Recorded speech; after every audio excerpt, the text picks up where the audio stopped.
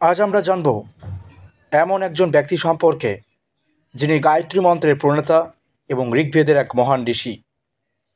বৈদিক সভ্যতার ইতিহাসে কিছু নাম এমনভাবে জ্বলজ্বল করে, তাদের অবদান কালের সীমানা অতিক্রম করে।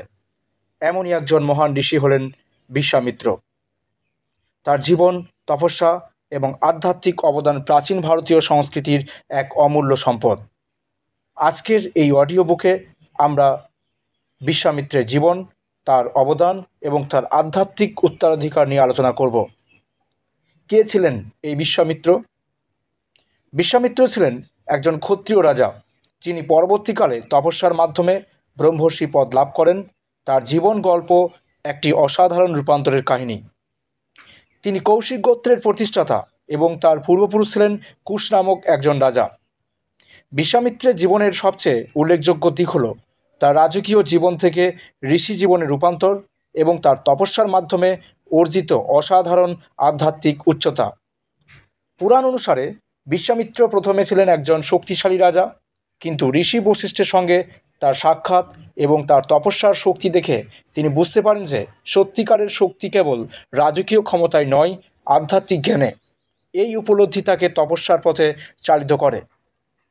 বিশ্বামিত্রের সবচেয়ে বিখ্যাত অবদান হল গায়ত্রী মন্ত্র, যা ঋগ্বেদের তৃতীয় মণ্ডলের অন্তর্গত। মন্ত্রটি হল ওম ভূর্ভুবস্সুঃ তৎসবিতুর্বরেণ্যং ভর্গো দেবস্য ধীমহি ধিয়ো ইয়ো নঃ প্রচোদয়াৎ। গায়ত্রী মন্ত্রকে হিন্দু ধর্মের সর্বোচ্চ মন্ত্র হিসেবে গণ্য করা হয়। এটি সূর্য দেব সবিতার প্রতি উৎসর্গীকৃত এবং জ্ঞান, বুদ্ধি ও আধ্যাত্মিক জাগরণের জন্য প্রার্থনা। এই মন্ত্রটি শুধু হিন্দু ধর্মেই নয়, বিশ্বের বিভিন্ন আধ্যাত্মিক সম্প্রদায়ের মধ্যেও সম্মানিত। বিশ্বামিত্রের তপস্যার ফলে তিনি এই মন্ত্রটি দিব্য দর্শনের মাধ্যমে লাভ করেন এবং তা মানব জাতির কাছে উপহার দেন। বিশ্বামিত্র ছিলেন ঋগ্বেদের তৃতীয় মণ্ডলের প্রধান মন্ত্রদ্রষ্টা। তার রচিত সূক্তগুলো গভীর আধ্যাত্মিক ও দার্শনিক চিন্তার প্রতিফলন। তার সূক্তগুলোতে দেবতাদের প্রতি প্রার্থনা, প্রকৃতির সঙ্গে মানুষের সম্পর্ক এবং জীবনের উদ্দেশ্য নিয়ে গভীর চিন্তাভাবনা প্রকাশ করেছে। বিশ্বামিত্রের জীবনের একটি গুরুত্বপূর্ণ অধ্যায় হল ঋষি বশিষ্ঠের সঙ্গে তার সম্পর্ক। পুরাণে বর্ণিত আছে যে বিশ্বামিত্র প্রথমে বশিষ্ঠের কাছে তার কামধেনু গাভী নন্দিনীকে দাবি করেন, কিন্তু বশিষ্ঠের আধ্যাত্মিক শক্তির কাছে তিনি পরাজিত হন। এই ঘটনা তাকে তপস্যার পথে যেতে উৎসাহিত করে। পরবর্তীকালে তিনি তপস্যার মাধ্যমে এতটাই শক্তিশালী হন যে দেবতারা তাকে ব্রহ্মর্ষি উপাধি দেন। এই প্রতিদ্বন্দ্বিতা শুধু দুই ঋষির মধ্যে ব্যক্তিগত সংঘর্ষ নয়, বরং ক্ষত্রিয় ও ব্রাহ্মণ শ্রেণীর মধ্যে আধ্যাত্মিক শ্রেষ্ঠত্বের একটি প্রতীকী প্রতিযোগিতা।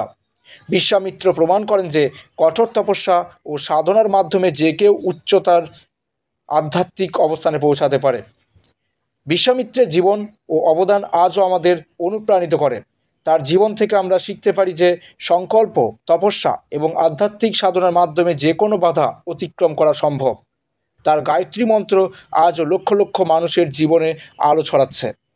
তিনি শুধু একজন ঋষি ছিলেন না, তিনি ছিলেন একজন সমাজ সংস্কারক।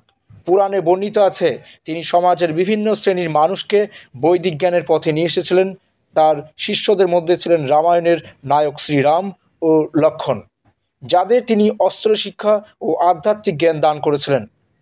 বিশ্বামিত্রের জীবন আমাদের শেখায় যে সত্যিকারের শক্তি আসে আত্মোন্নতি ও জ্ঞানের মাধ্যমে।